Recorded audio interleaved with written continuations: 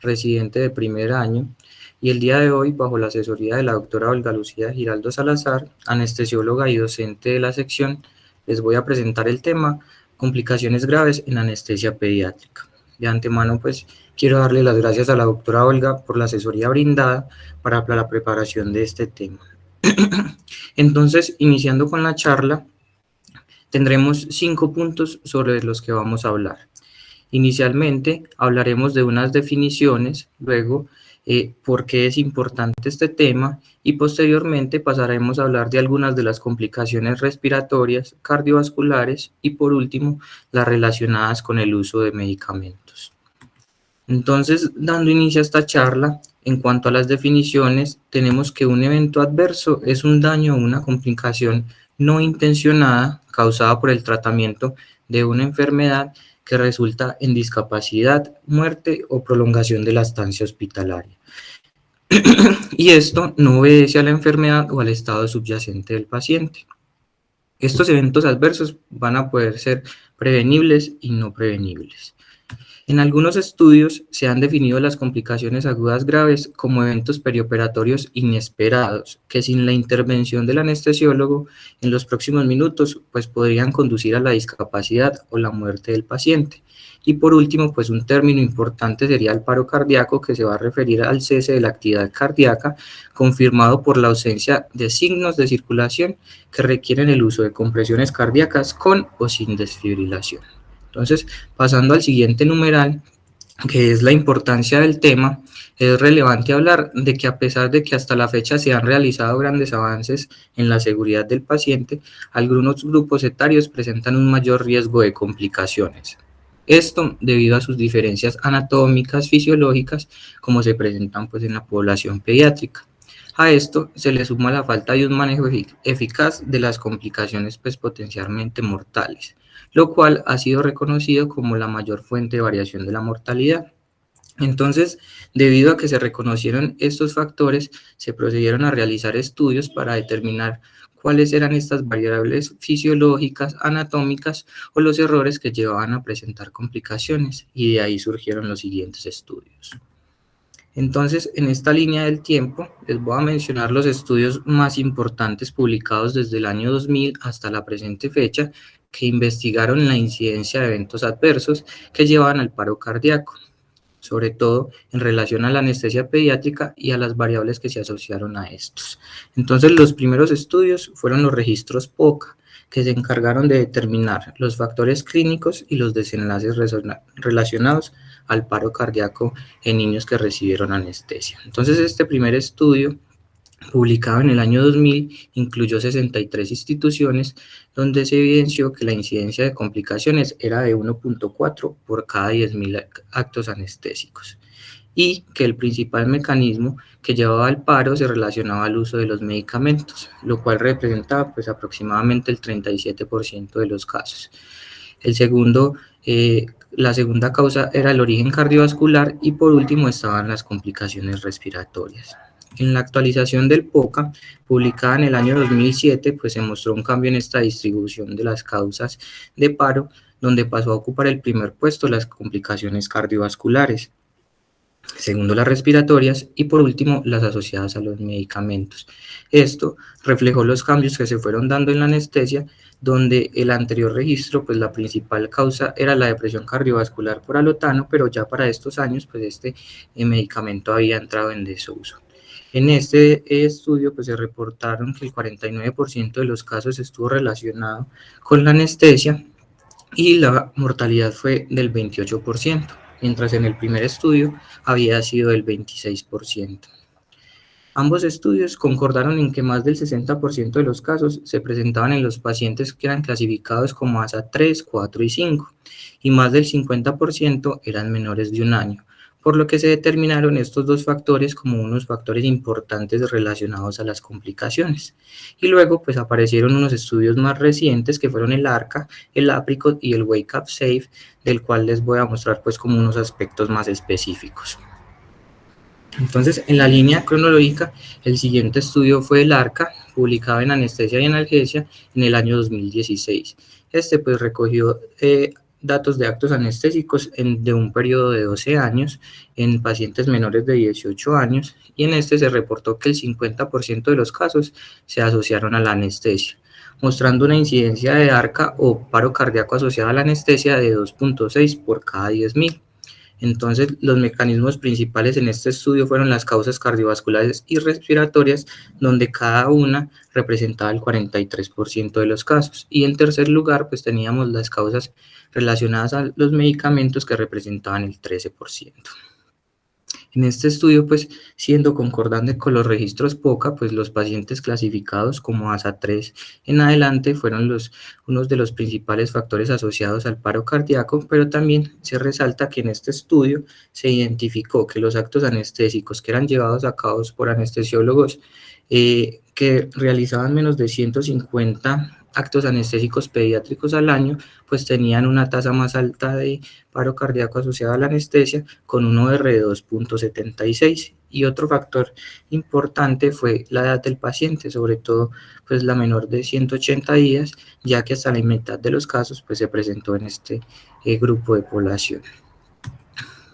Luego se publicó el estudio de incidencia de eventos críticos graves en anestesia pediátrica, pues, también llamado APRICOT, que es un estudio prospectivo, observacional y multicéntrico que se llevó a cabo en 261 hospitales de Europa.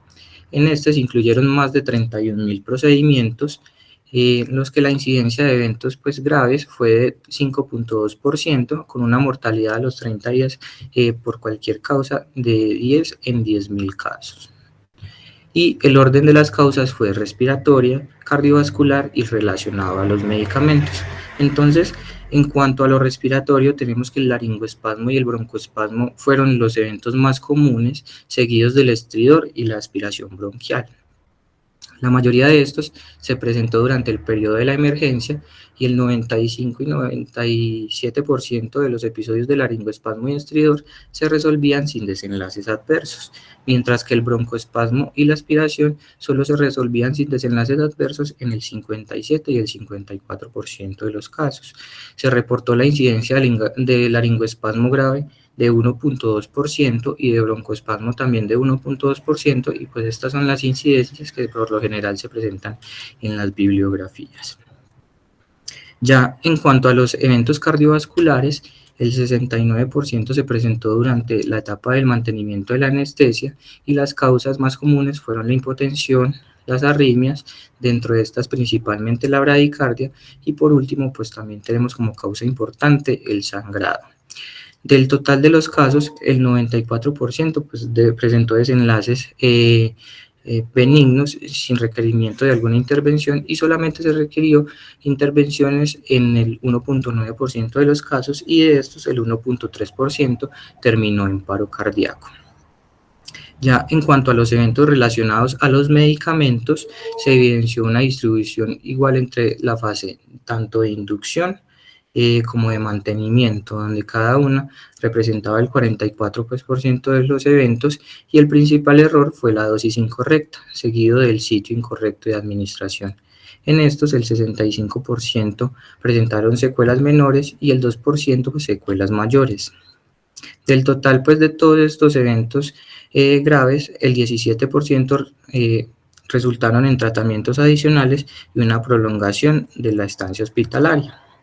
Adicionalmente, pues en este estudio, la población con mayor riesgo son los menores de 1 año, y se obtuvo una disminución del riesgo de eventos críticos respiratorios del 12%, pues por cada año más que tuviera el niño. Además, se confirmó un papel protector en la experiencia del anestesiólogo, donde hay una disminución del 2% en los eventos cardiovasculares por cada año de experiencia que tuviera el anestesiólogo. Por último, pues tenemos el estudio Wake Up Safe, el cual es una iniciativa del Comité de Calidad de Seguridad de la Sociedad de Anestesia Pediátrica, y su objetivo pues era determinar la incidencia, los datos demográficos, las causas de paro y los desenlaces de estos. Sus resultados pues fueron muy similares al registro POCA, donde se produjeron 531 casos de paro cardíaco con una incidencia de 5.3 casos por cada 10.000. En este pues el 63% de los paros cardíacos estaban relacionados con la anestesia y la mortalidad pues reportada fue el 17%, siendo un poco menor a las previamente informadas. Adicionalmente, pues se identificaron como principales factores de riesgo la edad, donde el 50% de los pacientes que presentaron paro relacionado a la anestesia eran menores de 1 año y los menores de 6 meses tenían 3 veces mayor riesgo de paro. Y los pacientes clasificados como ASA 3, 4 y 5 representaron el 85% de los eventos. Pues las causas tampoco cambiaron, donde los eventos cardiovasculares persistieron como la principal causa, representando el 49% de los casos. En segundo lugar, pues teníamos las causas respiratorias con un 35%, y en tercer lugar, los relacionados a los medicamentos con un 7%. Dentro de las cardiovasculares, los más comunes fueron las arritmias, en las respiratorias la obstrucción de la vía aérea, y pues los resultados de estos paros cardíacos fueron el requerimiento de tratamientos adicionales en el 37% de los casos, daños temporales en el 24%, daños permanentes en el 6% y la muerte en el 18% de los casos. Entonces, como conclusiones de esta primera parte, pues vamos a tener que la clasificación ASA y la edad son los principales factores de riesgo, siendo los neonatos y los lactantes quienes tienen mayor riesgo de eventos adversos. La experiencia del anestesiólogo también es un factor importante en cuanto a la incidencia de eventos adversos, y los principales eventos adversos son respiratorios, cardiovasculares y los relacionados a los medicamentos. Entonces, teniendo en cuenta pues los hallazgos de estos estudios, ahora nos vamos a centrar en hablar sobre algunas de las complicaciones ya mencionadas y qué medidas nos permiten prevenirlas o diagnosticarlas rápidamente, con el objetivo de disminuir pues sus desenlaces adversos. Entonces vamos a iniciar con las complicaciones respiratorias, donde nos vamos a centrar en la prevención del laringoespasmo y el diagnóstico del broncoespasmo. Entonces, iniciando con la prevención del laringoespasmo, pues primero vamos a definir el laringoespasmo como el cierre de la glotis, que va a ser el resultado de la constricción de los músculos laringeos, y pues se han reportado o establecido dos mecanismos que van a aportar a este cierre, que son el efecto obturador, que es la aducción completa de las cuerdas vocales, como lo vemos pues como en la secuencia de imágenes en la parte de arriba, y el efecto de válvula, que se describe el colapso pues de los pliegues falsos y el tejido supraglótico, como lo vemos en la parte inferior de la imagen. Esto pues va a llevar a una obstrucción completa del flujo, lo que puede llevar a hipoxia, bradicardia, edema pulmonar o paro. Entonces, este se va a presentar por la estimulación directa o indirecta de las vías aéreas superior y es mucho más común en la población pediátrica. Entonces, el día de hoy vamos a hablar principalmente de la prevención de este, ya que en concordancia con la charla, pues lo que queremos es disminuir la presentación de estas complicaciones y prevenir pues el laringoespasmo.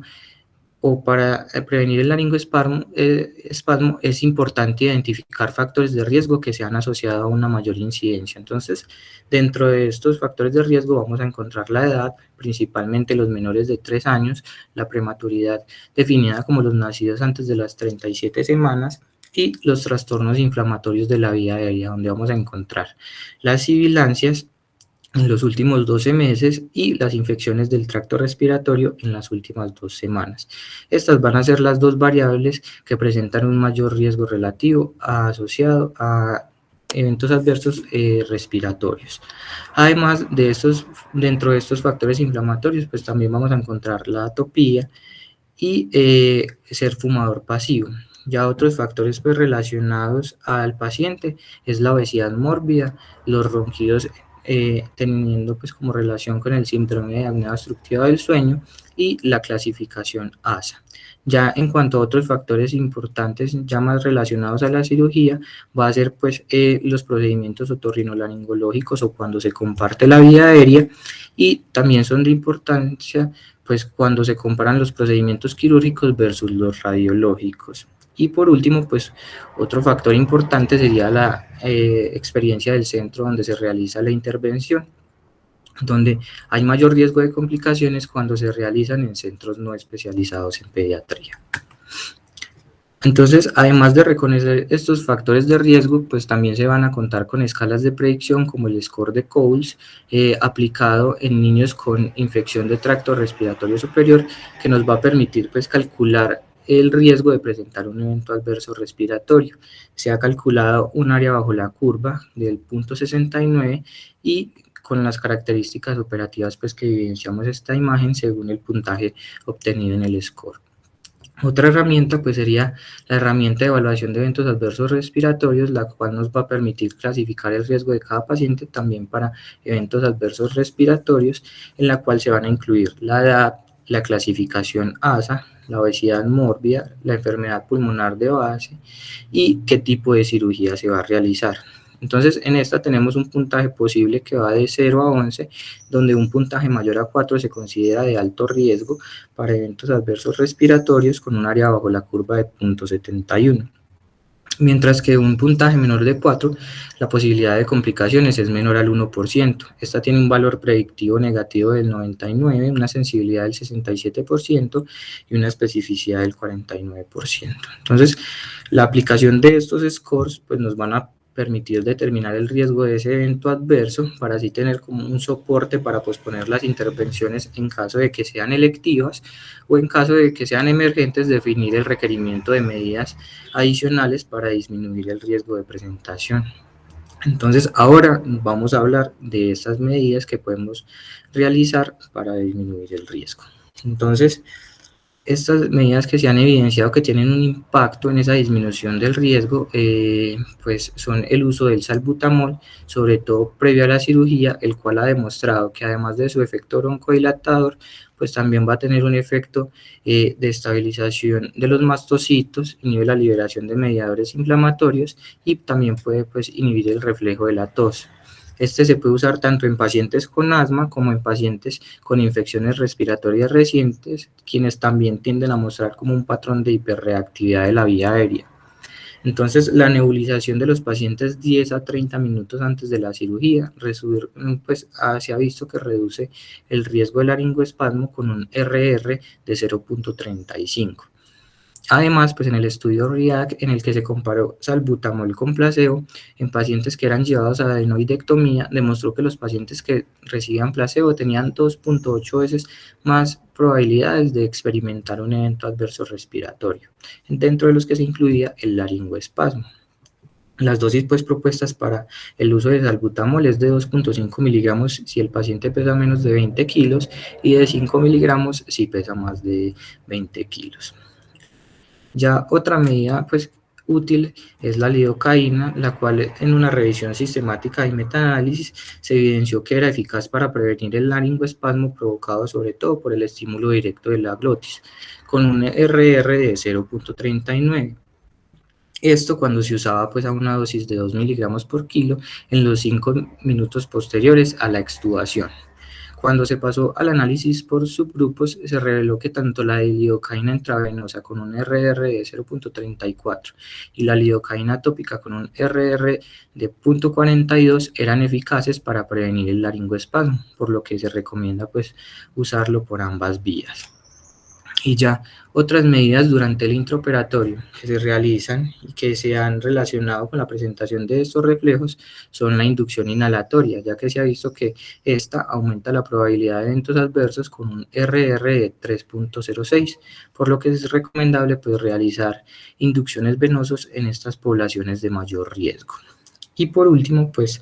un factor importante es la elección del dispositivo para el manejo de la vía aérea, ya que esta va pues, a tener un impacto en la incidencia de estas complicaciones y se ha visto que el uso de un tubo endotraqueal aumenta 5.3 veces los eventos adversos comparados con un dispositivo supraglótico. Y únicamente se ha visto resultados a favor del tubo sobre la máscara laringea en niños con infecciones respiratorias recientes. Pero pues todos los estudios no han sido consistentes con este hallazgo. Incluso pues en un estudio realizado por docentes de la sección de anestesiología de la Universidad de Antioquia se estableció la no inferioridad ni superioridad de la máscara de laringea respecto al tubo endotraqueal en cuanto al desarrollo del laringoespasmo.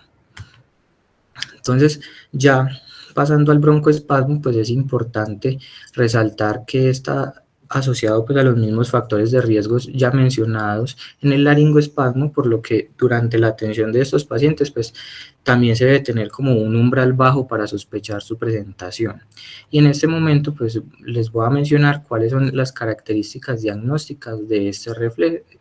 lo que nos va a permitir realizar una intervención rápida, evitar esas complicaciones y los eventos adversos pues relacionados. Entonces, primero es definir pues el broncoespasmo como el estrechamiento reversible de las vías respiratorias pequeñas y medianas. Esto va a ser secundario a una constricción del músculo liso, como lo vemos en la imagen, y pues va a estar mediado vagalmente.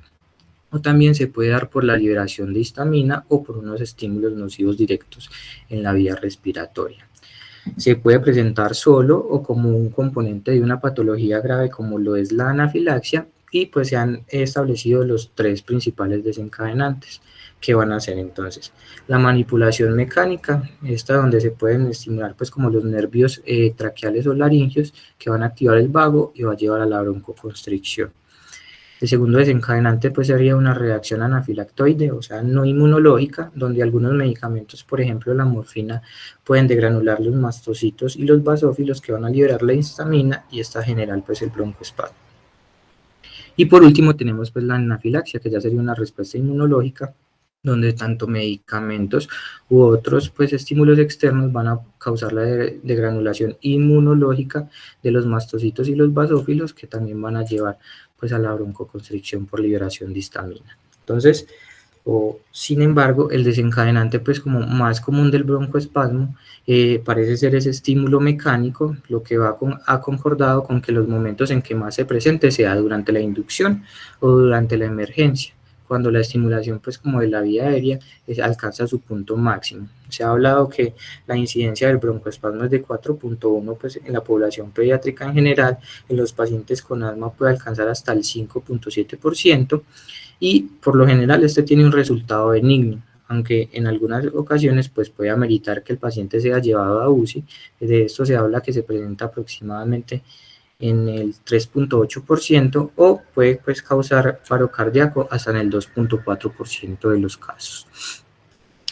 Entonces, cualquier retraso en el reconocimiento o en el tratamiento del broncoespasmo pues puede provocar que lleguemos a alguna de estas complicaciones. Entonces, una estrategia fundamental en el manejo del broncoespasmo pues sería prevenirlo, que comienza pues con la identificación de los factores de riesgo que ya les mencioné, y otras medidas preoperatorias como continuar el tratamiento en los pacientes con asma, usar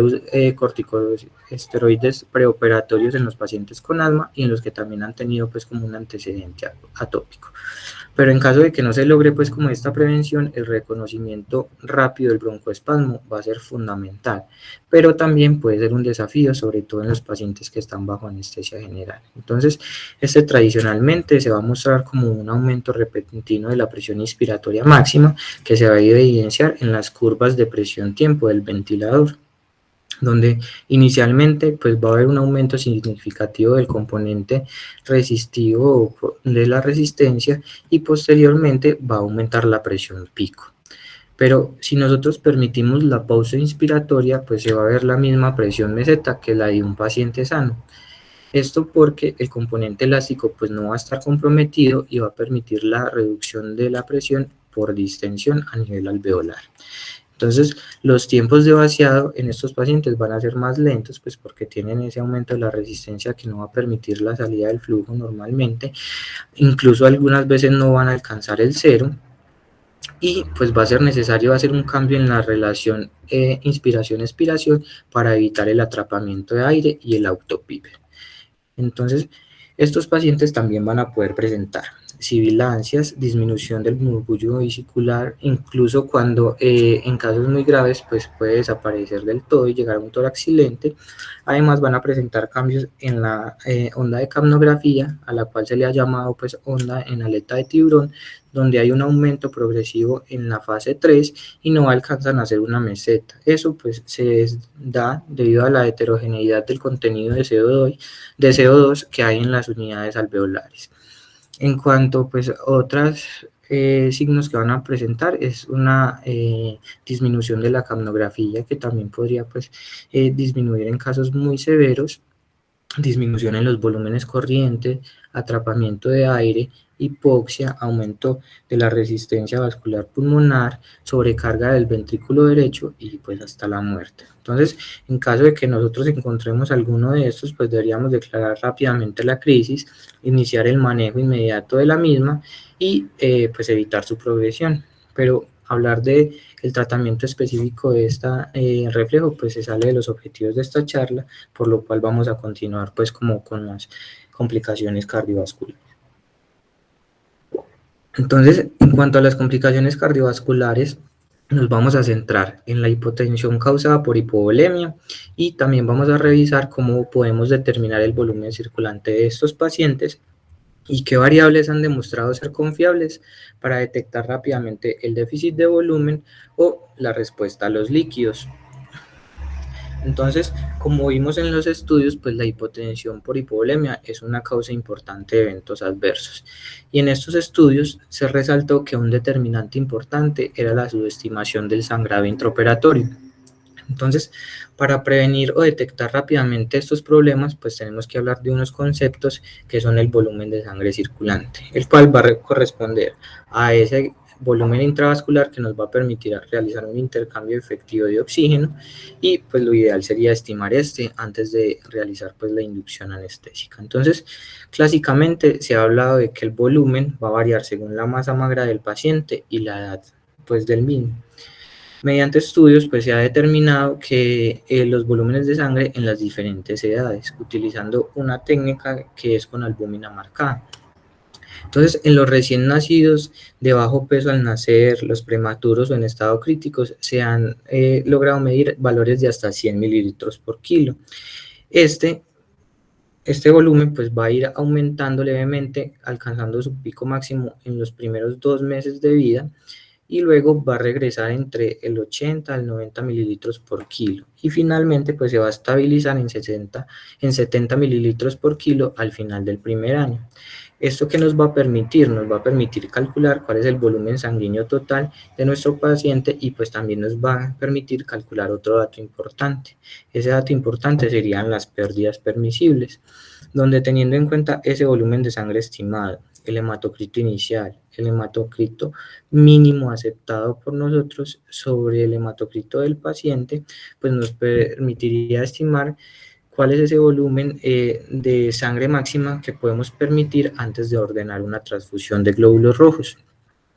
Pero este hematocrito mínimo pues va a variar según la necesidad de cada paciente,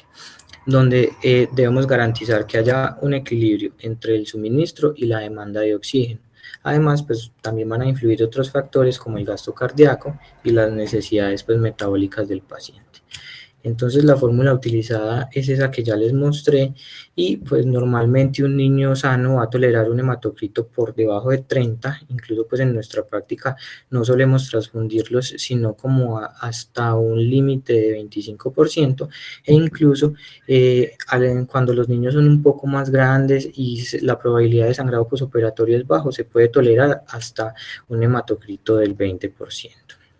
Entonces, con respecto a esta fórmula, quería traerles un ejemplo de un niño de 10 kilos que tiene un volumen sanguíneo estimado de 700 mililitros. Si el hematocrito inicial de este niño fuera 42 y permitiéramos una pérdida hasta 25%, pues el volumen de pérdidas permisibles sería de solo 285 centímetros cúbicos, lo cual pues nos va a dar un margen muy estrecho y sería pues importante vigilar el sangrado en este paciente, ya que rápidamente pues nos va a llegar a ese umbral de transfusión y estos volúmenes pequeños, pues digámoslo así, dan razón o concuerdan con un estudio prospectivo que se realizó por el Programa Nacional de Mejoramiento de la Calidad realizado por el Colegio Americano de Cirujanos Pediátricos, que encontró que había pues como una diferencia en las prácticas en cuanto a la transfusión en pediatría, donde es más probable que los niños menores de 2 años presenten o requieran transfusiones con un OR de 5.9. Entonces, Normalmente, cuando un paciente alcanza este umbral, pues nosotros solemos transfundir glóbulos rojos a dosis de 10 a 20 cc por kilo, pero para definir el volumen requerido para alcanzar una meta específica de hematocrito, pues también está esta fórmula donde se tiene en cuenta el volumen de sangre circulante, el hematocrito deseado, el hematocrito del paciente sobre el hematocrito de la unidad de glóbulos rojos, que suele ser pues de el 60%. Esta fórmula pues nos permitiría estimar el volumen necesario para alcanzar esa meta, y además con esta fórmula pues logramos reducir la cantidad de mililitros transfundidos y los eventos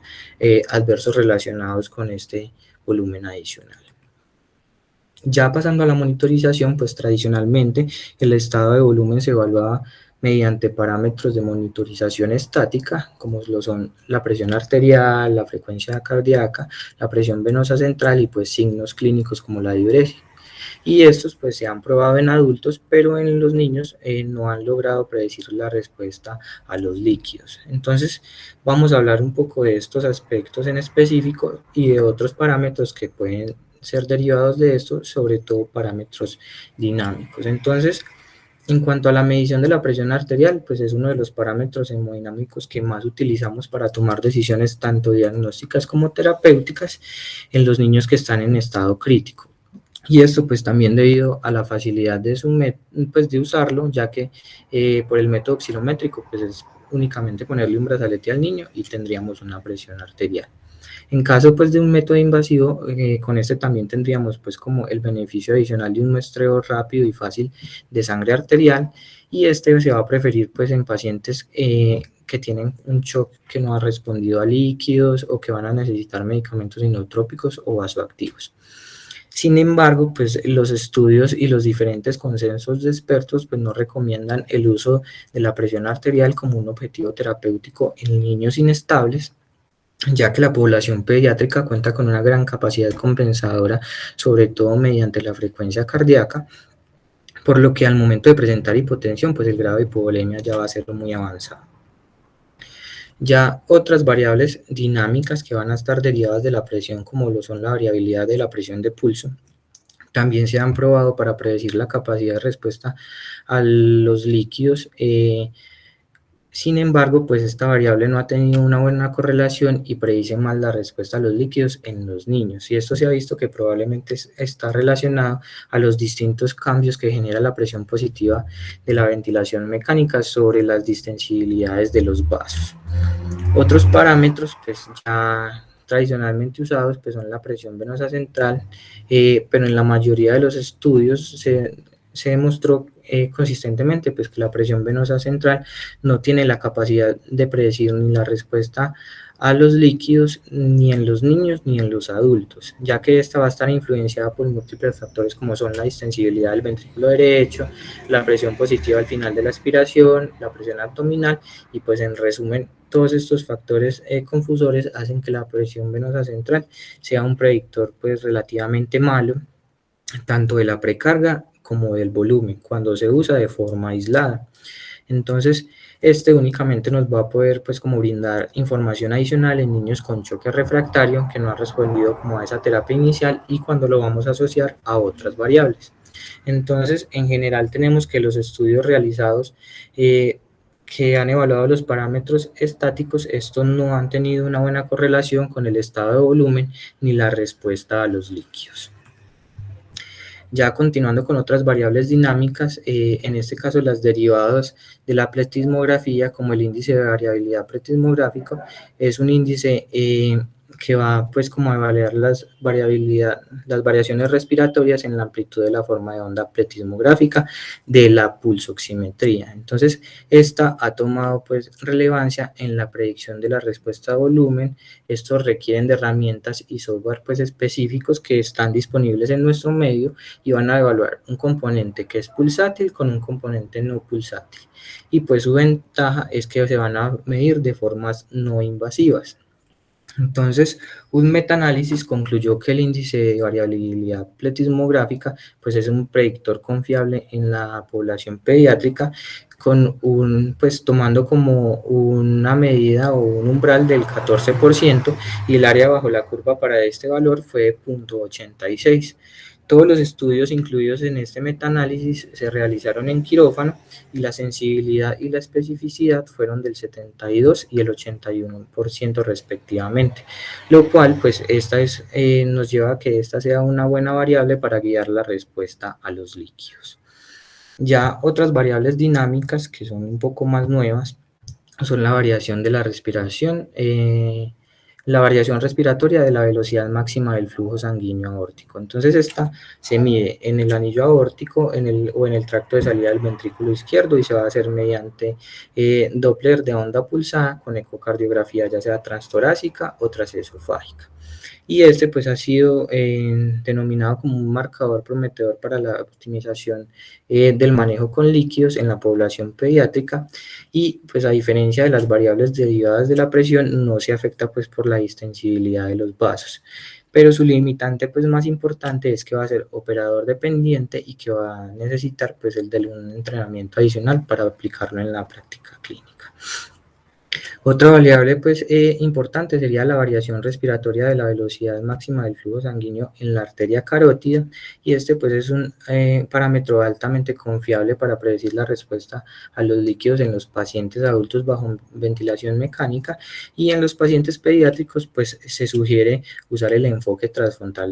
transfontanelar, pues debido a que la fontanela anterior va a permanecer abierta en estos pacientes, eso nos va a proporcionar una ventana donde vamos a poder evaluar la velocidad del flujo sanguíneo, tanto de la carótida interna, la arteria basilar, la arteria cerebral anterior y media y la arteria pericallosa. Eso mediante pues, el Doppler transcraneal, como lo vemos en la imagen, y esta va a predecir los aumentos en el volumen sistólico en respuesta a la administración de líquidos. Se ha visto que tiene una capacidad similar a la velocidad del flujo sanguíneo aórtico, pero aún pues, faltan estudios para validar su uso.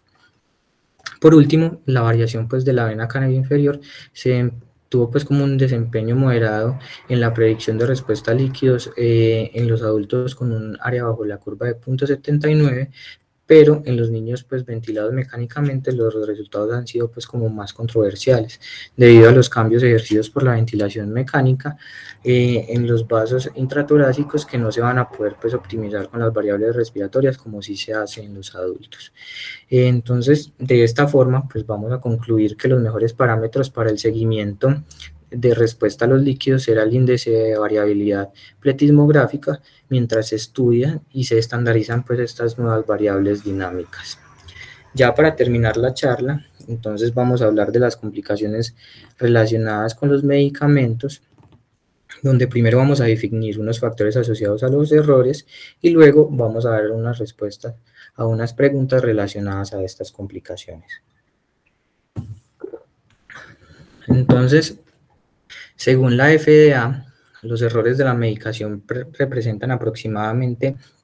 1.3 lesiones a los pacientes cada año y una muerte al día en los Estados Unidos.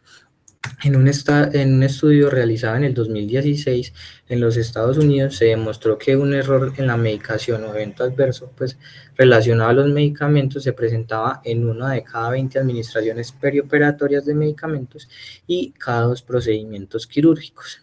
Y esto llevaba a que más de un tercio de estos errores pues, provocaran algún daño en los pacientes.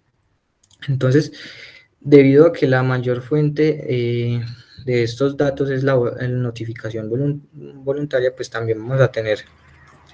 que es difícil saber con precisión la incidencia de estos errores y que suele haber una subestimación de los mismos. Entonces, encontramos que los anestesiólogos están excepcionalmente predispuestos a cometer errores en la medicación debido a que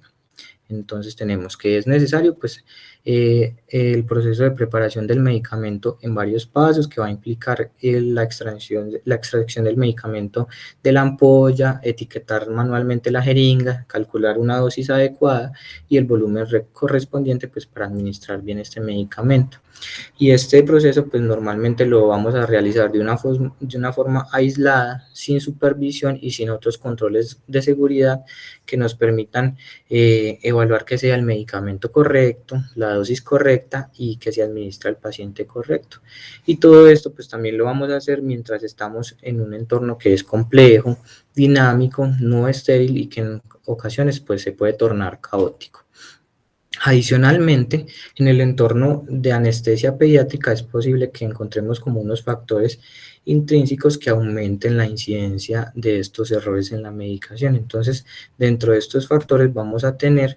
que hay una gran variación en el peso que da como resultado una dosis no estandarizada. Y además que se van a requerir unas diluciones diferentes para obtener las pequeñas dosis requeridas. Entonces, esto no hace que sea digámoslo, una novedad que el error más común cometido en cuanto a la medicación pues sea la dosis incorrecta. Entonces ya pues retomando el estudio Wake Up Safe, pues donde se reportaron 276 eventos relacionados con los medicamentos, vamos a dar respuesta a algunas preguntas. Entonces, ¿con qué medicamentos presentamos errores? Entonces, en este estudio pues se reportaron que se involucraron al menos 13 tipos diferentes de fármacos y con mayor frecuencia pues se involucraron a los opioides y los hipnóticos, que son los medicamentos que nosotros más usamos, y estos llevaban a depresión respiratoria y representaban más del 40% de los casos. ¿Cuándo y cómo nos podemos equivocar? Entonces, dando respuesta a esto, se clasificaron las fases como preparación, prescripción y administración, siendo esta última donde más errores se presentaban, y el tipo de error más común fue la administración de dosis incorrecta, seguido pues del cambio de jeringa o pues lo que correspondería a la administración del medicamento equivocado. Continuando con las preguntas, tenemos la siguiente, que es quiénes se equivocan. Entonces, según este estudio, pues el personal que presentaba más errores son los anestesiólogos, ya sean profesionales, fellows o residentes, y los principales errores son la administración de la dosis incorrecta y el intercambio de jeringa. Mientras los errores más comunes cometidos por las enfermeras pues eran los errores en la prescripción y también la administración de la dosis incorrecta. Adicionalmente, pues también ocurrió una mala programación de las bombas de infusión o una administración incorrecta de los medicamentos en la unidad de los cuidados anestésicos por parte de enfermería. Y ya por último, pues tenemos la pregunta de, pues, ¿se podrían evitar estos errores? Entonces, se ha reportado que más del 80% de estos errores llegan al paciente o alcanzan al paciente sin ser, digámoslo así, evitados por alguna de las barreras. Y más de la mitad de estos eventos pues van a causar un daño al paciente. El 5% va a requerir una intervención de soporte vital avanzado y el 97% de estos casos se clasificaron como probables o ciertamente prevenibles, por lo que hace que sea necesario implementar medidas que eviten que esto suceda. Entonces, en cuanto a este tema, pues es importante también hablar de los tipos de errores. Entonces, Reason describió originalmente dos formas principales en las que los humanos cometemos errores, que en última instancia pues van a contribuir a la presentación de estos eventos adversos. Entonces, son las fallas en la ejecución y las fallas en la intención. Entonces tenemos que las fallas en la ejecución ocurren cuando el plan es adecuado, pero las acciones no salen según lo previsto. Entonces un ejemplo de esto sería tomar un medicamento equivocado o transcribir incorrectamente una dosis previamente prescrita que era adecuada. Las fallas en la intención sería cuando las acciones pueden ir según lo planeado, pero el plan es inadecuado pues para lograr el resultado que deseamos. Un ejemplo sería el error del cálculo de una dosis y que va a resultar en una sobredosis del medicamento. Entonces tenemos que el error humano es pues casi imposible de predecir o controlar y sucede hasta en los profesionales más experimentados. Sin embargo, pues el error humano no va a ocurrir de una forma aislada y está fuertemente influenciado por la naturaleza de las tareas y las condiciones del lugar de trabajo, por lo que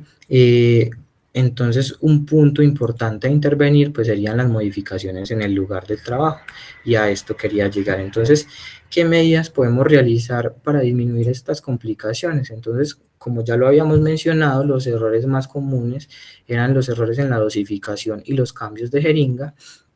los cuales pues son fallas en la ejecución. Entonces se han propuesto unas estrategias específicas para abordar estos, que son entonces el uso de jeringas prellenadas estandarizadas y etiquetadas, que se preparan y se van a suministrar pues directamente al anestesiólogo, y con esto se va a eliminar pues por completo la administración de dosis incorrecta por diluciones diferentes. O también pues el intercambio de ampollas por un error en la lectura de las etiquetas. Los estudios han demostrado que las jeringas prellenadas pues simplifican los procesos de trabajo, reducen la cantidad pues y el riesgo asociado con errores en la administración. Esto pues también al reducir los pasos, entre los que se destaca pues la preparación durante el intraoperatorio, que en ocasiones pues esto va a generar una alta carga en el personal de salud. En caso de que no podamos pues implementar las jeringas prellenadas, ya que esto pues tiene un costo adicional, o también por temas administrativos, pues las mejoras ya sean en el etiquetado manual de las jeringas y la estandarización pues de la organización de los medicamentos en el sitio de trabajo del anestesiólogo, pues también podrían ayudar a mitigar los errores, ya que reducen la carga cognitiva del profesional.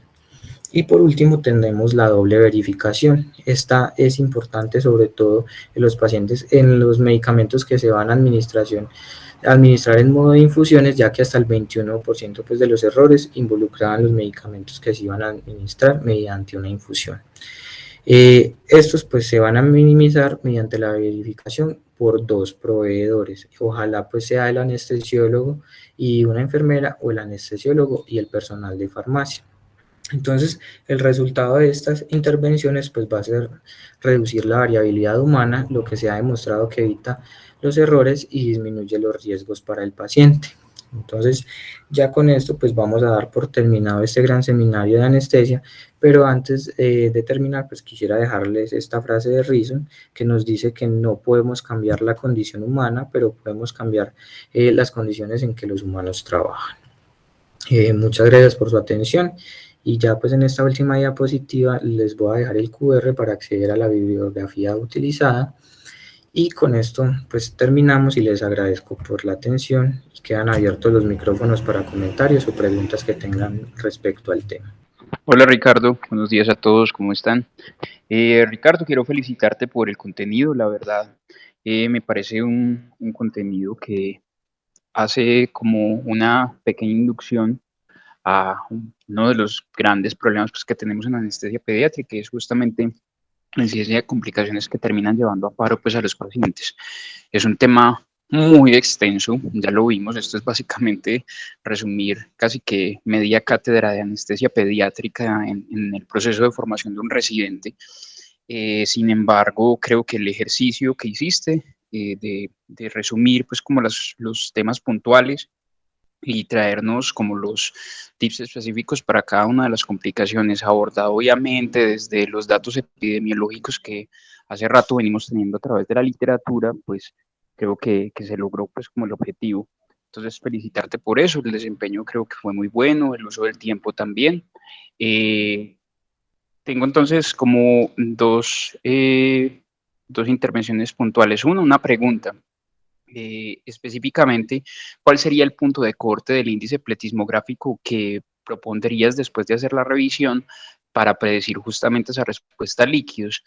Hablando pues como de la población pediátrica y entendiendo pues como ese desempeño específico que nos mostraste. Esa sería como la pregunta. Y dos, más como de forma, porque realmente el fondo me gustó y digamos la manera en que conduciste la charla me pareció muy adecuada. Solo hacer una observación puntual y es la parte como del uso sobre todo del tono, hablando de esos cambios en el tono que acompañan el discurso y que acompañan las diapositivas que fueron muy bien elaboradas, pero quizá esos cambios en el tono ayudan a hacer énfasis, ayudan a reforzar de pronto las ideas, y es uno de los aspectos que creo se puede mejorar perfectamente para las siguientes exposiciones que tengamos acá en el servicio. Te agradezco mucho. Profe, muchas gracias por los comentarios y en cuanto a darle respuesta a la pregunta, pues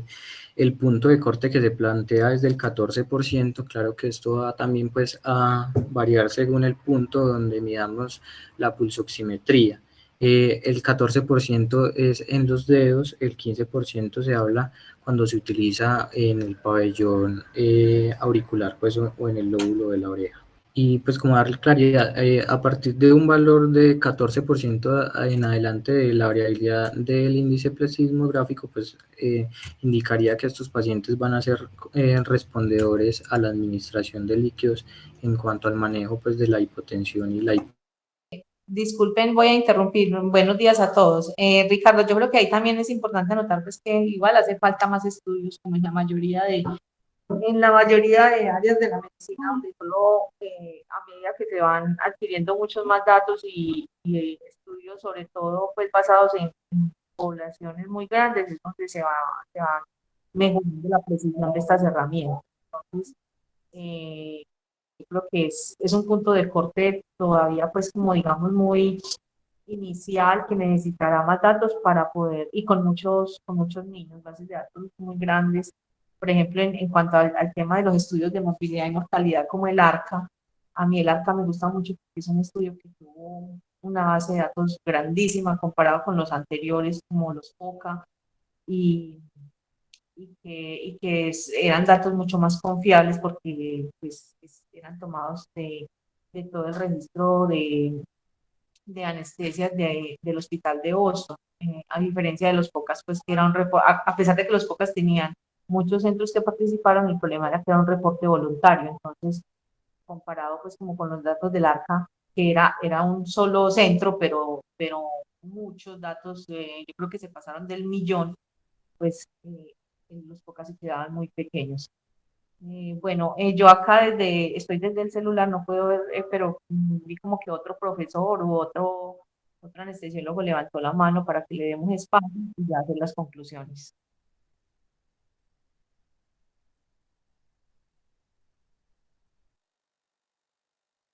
No, profe, pues en ese momento nadie más tiene levantada la mano. Bueno, entonces yo creo que el profesor Carlos Andrés, lo digo muy claro ahorita, era uno de los comentarios que yo pensaba hacer una vez que Ricardo terminara, y era el hecho de que el nombre de esta presentación, de este seminario, era como repasar toda la anestesia pediátrica, era muy amplio, nos quedó pues como ese título, y, y era complejo, va a ser de verdad, pues como o sea, hacer la aproximación de cuál sería la mejor y para hacerlo en una presentación que fuera menos de 45 minutos, no era fácil. Yo creo que en eso, Ricardo, felicitaciones porque se logró pues el objetivo. Eh, ¿Cuál es el problema de cuando uno abarca temas tan amplios que a veces es muy difícil dar pues como conclusiones más sólidas, más específicas?